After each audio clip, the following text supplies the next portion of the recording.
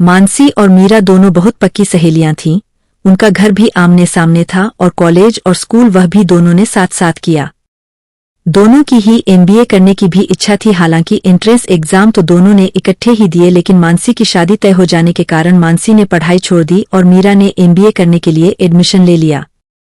हमेशा साथ रहने वाली दोनों सहेलियां अब अलग अलग राह पकड़ चुकी थी। मीरा को मानसी की बहुत याद आती थी। चाह कर भी मानसी जैसी अच्छी सहेली नए कॉलेज में उसे फिर कोई मिली भी नहीं। मानसी भी अपने वैवाहिक जीवन में व्यस्त होने के कारण उससे ज्यादा बात भी नहीं कर पाती थी। कभी कभी जब वह अपने मायके आती तो दोनों सहेलियां आपस में मिलती थी। अब तो क्योंकि दोनों के रास्ते अलग हो गए थे तो दोनों की बातें भी अलग ही हो गई थी। मानसी अपने वैवाहिक जीवन के ऐसे सुखद अनुभव सुनाती थी कि मानो शादी करना ही जीवन का चरम लक्ष्य हो। एक समय उन दोनों के सपने अच्छी नौकरी करके अपने पैरों पर खड़े होने के थे, लेकिन अब उससे मिलने पर मीरा को यही महसूस होता था कि जिंदगी की सफलता सिर्फ विवाह करने में ही है। फेसबुक पर जब भी मानसी की बाहर घूमते हुए फोटो देखती या दोनों के लिखे हुए पोस्ट देखती थी जिसमें कि लिखा होता था मेड फॉर इच अदर, सुंदर सुंदर ड्रेसेस और गहनों में मानसी की फोटो मीरा को बहुत आकर्षित करती थी। अब जबकि मीरा के सेमेस्टर एग्जाम चल रहे थे और मीरा पढ़ाई की बजाय सिर्फ मानसी की फेसबुक प्रोफाइल को देखने में ही व्यस्त थी। इसी बीच मानसी के पति के दोस्त रमेश मीरा के लिए भी एक रिश्ता लेकर आए। उनका घर भी मानसी के घर के सामने वाले फ्लैट में ही था और वह भी मानसी के पति के साथ में ही उसी कंपनी में कंप्यूटर प्रोग्रामर था। मानसी के विवाह के अवसर पर जब वह बारात में आए थे तो वही उन्होंने मीरा को देखा था। मीरा के पिता की इच्छा थी कि उनकी बेटी अपनी पढ़ाई पूरी करके पहले नौकरी करे और उसके बाद में ही वह उसकी शादी करना चाहते थे। उन्हें मानसी के पिता के जैसे अपनी पुत्री की शादी करने की कोई जल्दी इसलिए नहीं थी क्योंकि मानसी के जैसे मीरा की कोई छोटी बहन और बड़ा अविवाहित भाई नहीं था जिनकी शादी करने के लिए उन्हें जल्दी हो। मीरा का छोटा भाई भी अभी बहुत छोटा था और उसके पिता चाहते थे कि वह अपनी पढ़ाई पूरी करके कोई कॉम्पिटिटिव एग्जाम देकर पहले नौकरी करे।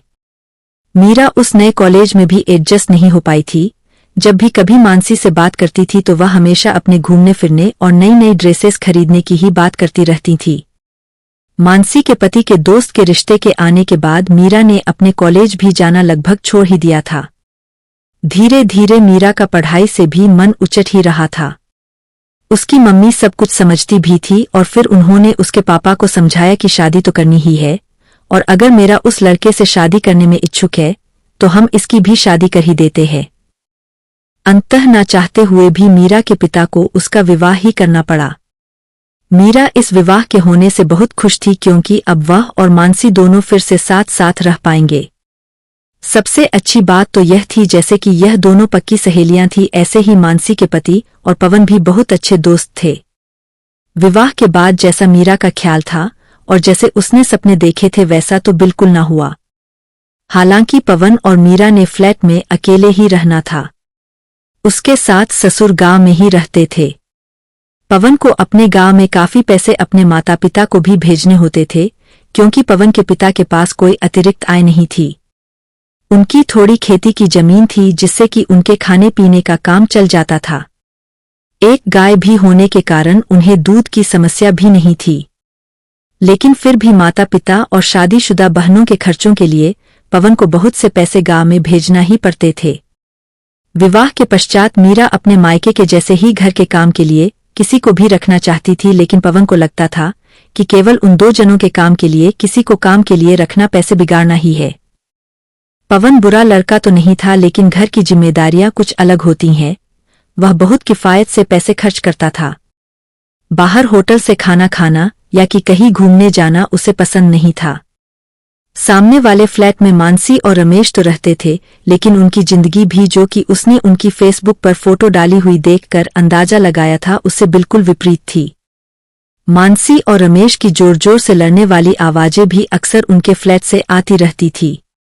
वह प्यार जो फेसबुक पर दिखता था वह तो दोनों के बीच कहीं था ही नहीं। आज वह समझ रही थी कि इस सोशल मीडिया की चमकती रोशनी अक्सर लोगों को गुमराह करती है। शादी कोई 3 घंटे की पिक्चर नहीं है जो कि देखो और आराम से खट्टे मीठे एहसास लेकर आ जाओ।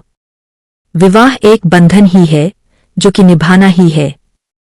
मीरा अब फिर से एमबीए को पूरा करना और पढ़ना चाहती है। हालांकि उसके पिता अभी भी उसको पढ़ाई के लिए पैसे देने को तैयार है, लेकिन अपने लक्ष्य को भूलकर केवल अपने दोस्ती के कारण दोस्ती पर गंवाना ठीक है क्या? कमेंट में जरूर बताइए। अगर आपको ये कहानी पसंद आए तो प्लीज लाइक, शेयर और सब्सक्राइब जरूर करें।